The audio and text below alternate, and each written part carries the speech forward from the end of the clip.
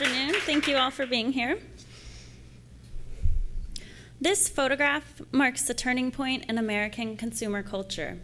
It's 1955. The economy is prospering. New industries like plastic are emerging, and resources seem in endless supply. It's the era of throwaway living, or so this Life magazine feature claims. The disposable diapers, pie pans, and cups falling from the sky, it tells the reader, quote, would take 40 hours to clean, except no housewife need bother, end quote. What convenience, what luxury. It's no wonder this 1950s housewife looks so joyous. She has 40 more hours to spend with her family, with her friends, or better yet, shopping. The young girl blocking her head from the downpour with her small arms, however, seems a little more reluctant. Surely her reaction is intended to provide protection, but looking at this image more than 50 years after its making, her pose also presages the ways in which a growing number of people view throwaway products today. This is because during this span of time, our planet has been inundated with these manufactured consumer goods. We've spent billions of dollars and countless resources on producing things like the plastic bottles and cell phones we're constantly encouraged to consume. And when these objects stop working as we want them to, we spend billions more to dispose and replace them. These things pass through our hands so quickly, it's easy to forget that they have significance that extends beyond the purpose they serve, the status they bestow on their owners, or the profit they garner for their producers. But with landfills being packed to their capacity and areas of the ocean strewn with tiny bits of plastic, it's becoming increasingly evident that the objects we make and use don't disappear when we put them on the curbside. So what is it that motivates us to continue these wasteful habits, and what would it take to change them? These are questions we've been asking since the 1960s and 70s, when Rachel Carson's Silent Spring came out, Earth Day was inaugurated, and the EPA was founded.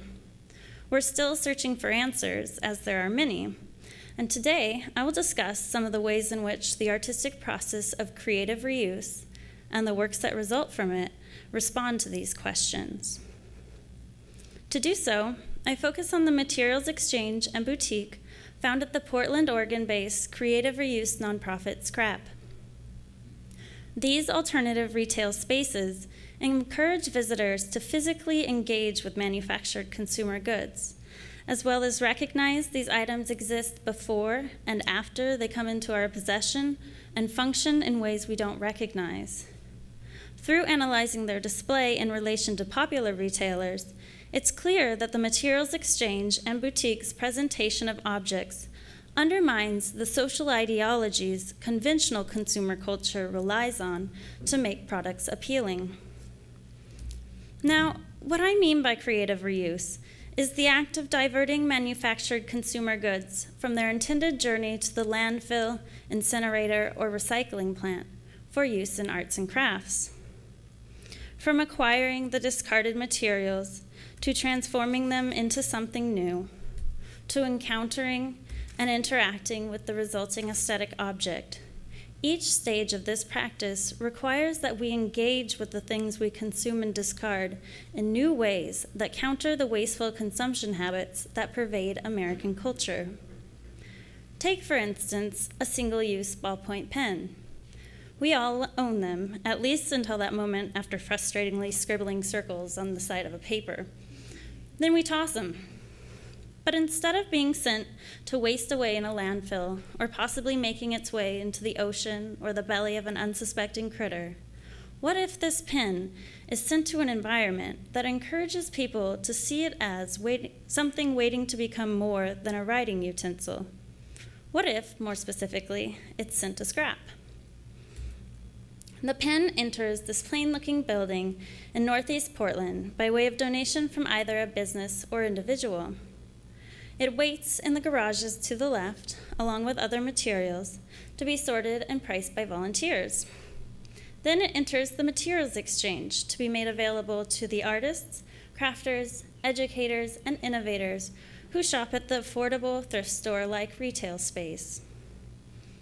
Here, the pen becomes a needle in a haystack, composed of waist-high barrels full of cardboard tubes, bubble wrap, and wood scraps, shelves stacked high with bins of gift cards, plastic bottle caps, and vinyl records.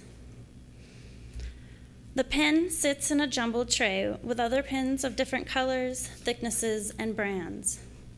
Selecting one requires digging in, looking closely, and careful consideration. It involves engaging with each one's materiality. Shoppers are prevented from interacting with the pen as they would in conventional retail spaces, like the Joann Fabric and Craft store located just 2.5 miles from Scrap.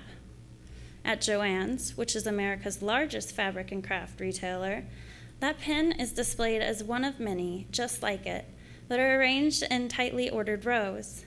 Just as at the Materials Exchange, they come in nearly every color and thickness imaginable, but they're stacked in the small cubby holes of plastic organizers, making it easy to select and access the pen of your choosing, and of course, they're always readily available. But this type of display doesn't make it evident that manufactured objects have a force that affects the things and environments they intersect with throughout their life journey. The power all living and non-living beings have can be thought of as material energy that circulates in and impacts the interconnected network that is defined as our ecosystem. And as social theorist George Bataille explains, quote, willingly or not, gloriously or catastrophically, end quote, all the energy something possesses will be expended. We can either take hold of it or let it be spent as it may after it's out of sight. The display tactics used at Joann's give the impression that we control the energy of the things we produce.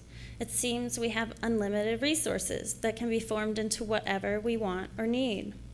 And displays like this suggest that humans determine what purpose energy serves and can manage it so efficiently, it's possible to replicate a product again and again with the utmost precision. The energy objects at the Materials Exchange display, on the other hand, is chaotic.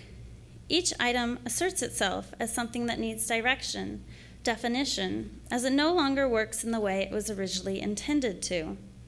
Shoppers are reminded that once the manufactured consumer goods we use leave our possession, they have a life of their own that may or may not exert energy in problematic ways. Scrap's Reboutique, which sells handmade items composed of at least 75% reused materials, renders a completely different display aesthetic. In the small room connected to the Materials Exchange that the boutique is housed in, shoppers encounter funky wooden boxes, vintage suitcases that hold precious treasures, and an undulating screen of window frames hung with earrings and bags. Despite being as disparate as the objects found at the Materials Exchange, their display is slightly more reminiscent of Joann's. It's unified by organizational strategies, and what is being offered does not require consumers to identify new ways to direct the energy they hold by finding new uses for them. But in contrast to big box arts and crafts stores, the products are positioned in a manner that points to their uniqueness and the special attention each one was given during its creation. An island positioned in the center of Reboutique is composed of a grouping of flat surfaces, varying in shape and staggered in height.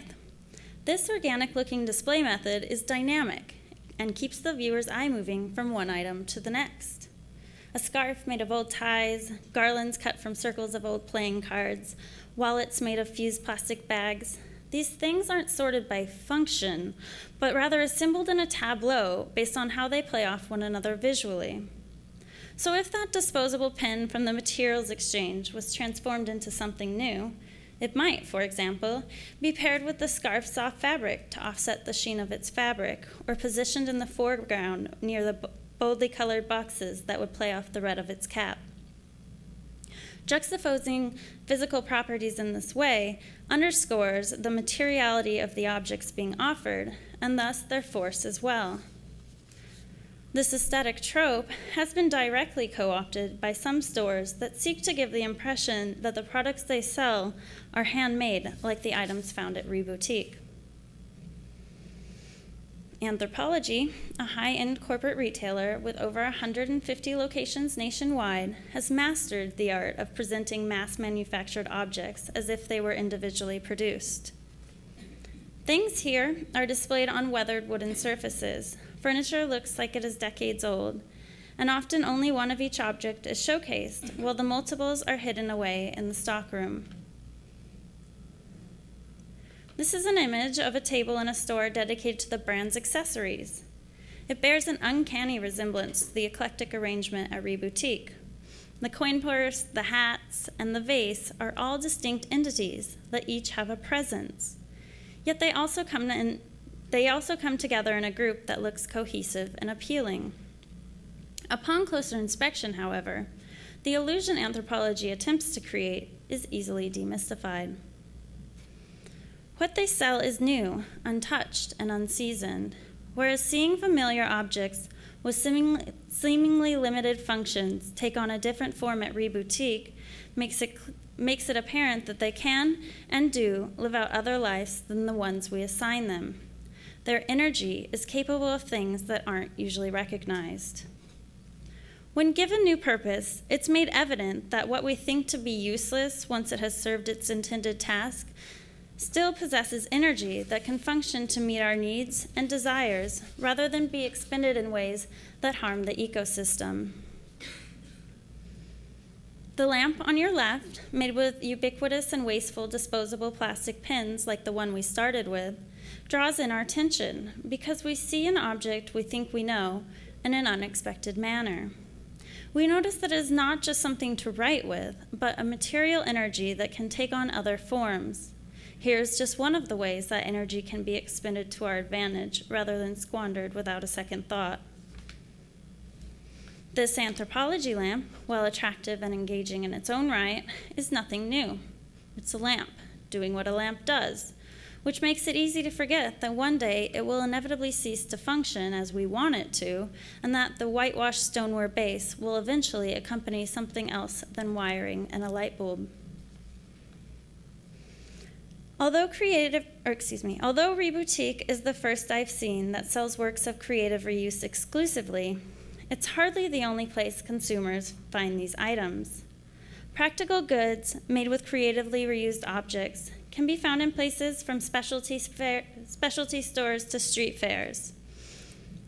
I've seen journals with reused covers at a bookstore, bracelets made of old bike chains at a bike shop, ballet flats of woven newspaper at a shoe store, and eccentric sculptures of animals at garden stores. Both the aesthetic and the idea of creative reuse are being slowly integrated into society. But now the question that arises is if this practice and the resulting objects will continue to exert their energies in the way I've described here. The more these objects are accepted in our economy, the more we risk falling back into the consumption habits they're reacting against. It's a slippery slope, and it shows that creative reuse is not the only method that will bring us to a better understanding of how we consume and how we can develop more sustainable ways of producing, using, and disposing of manufactured consumer goods. There needs to be a critical revision to combat the repercussions of the energy our consumer culture fails to expend, and Scraps Materials Exchange and Reboutique open a door that allows us to enter a mindset that may eventually lead us to this end. Thank you.